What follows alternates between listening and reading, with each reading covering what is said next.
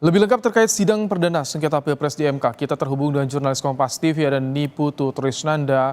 Selamat petang, Putu. Apa saja yang jadi sorotan masing-masing calon presiden dan tim hukumnya dalam gugatan sengketa Pilpres hari ini di MK, Putu? Ya, selamat petang Ibrahim dan juga saudara. Setidaknya ada 5 hal atau 5 indikator yang kemudian diajukan atau dijelaskan lebih rinci lagi, baik itu oleh prinsipal, yakni pasangan calon dan juga tim kuasa hukum yang kemudian mendampingi pada hari ini. Baik 01 dan juga 03 ini memiliki tuntutan ataupun juga gugatan yang serupa, tetapi memang tidak seluruhnya sama.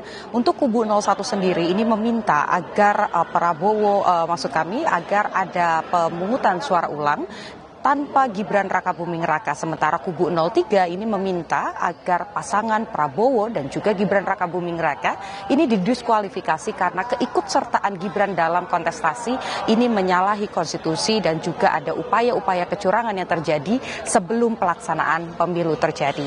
Dari pokok-pokok tersebut dijelaskan lebih rinci lagi dalam 5 indikator.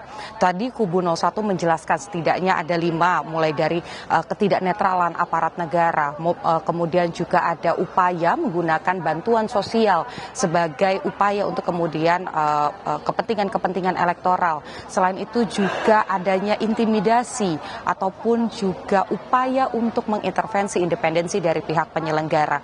Hal serupa ini juga diajukan oleh kubu 03 bahwa hal-hal tersebut terkait dengan aparatur negara, kemudian juga keterlibatan lembaga kepresidenan, misalnya bagaimana kemudian Presiden Joko Widodo ini dianggap cawe-cawe dalam kemudian hal misalnya kampanye ataupun juga memberikan dukungan-dukungan. Tadi kubu 01 juga menunjukkan sebuah video bagaimana kemudian ada pelanggaran-pelanggaran yang terjadi, termasuk juga kubu 03 ini membawa data dari Bawaslu terkait dengan pelanggaran-pelanggaran pemilu yang terjadi secara masif dan juga sistematis. Kenapa kemudian demikian? Kalau menurut kubu 03 tadi dijelaskan bahwa ini terjadi dalam jumlah yang banyak, di tempat yang berbeda dan juga di dalam kurun waktu yang berbeda, serta ini terjadi bukan hanya pada tanggal 14 Februari 2024 saja pada saat pencoblosan, tetapi juga terjadi sebelum, saat, dan pasca proses pemilu ini terjadi, sehingga yang kemudian diharapkan adalah ada keberanian dari Mahkamah Konstitusi untuk kemudian memutuskan, bukan hanya untuk menegakkan hukum saja,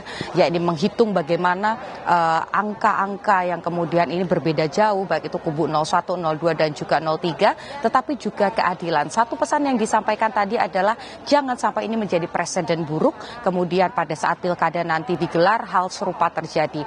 Besok rencananya karena pemohon hari ini sudah memberikan keterangan, maka besok termohon yakni KPU juga akan diberikan kesempatan untuk memberikan penjelasan. Bukan hanya itu, tetapi pihak terkait yakni kubu 02 dan juga Bawaslu ini akan diminta untuk memberikan keterangan di depan Mahkamah Konstitusi kepada Majelis Hakim. Kita nantikan apakah kecurangan yang terbukti atau justru ada hal lain yang nanti berhasil meyakinkan Majelis Hakim untuk kemudian membuat keputusan 14 hari dari hari ini. Kembali ke Anda di studio, Ibrahim. Baik, terima kasih Niputu Trisnanda untuk laporan Anda langsung dari Gedung Mahkamah Konstitusi.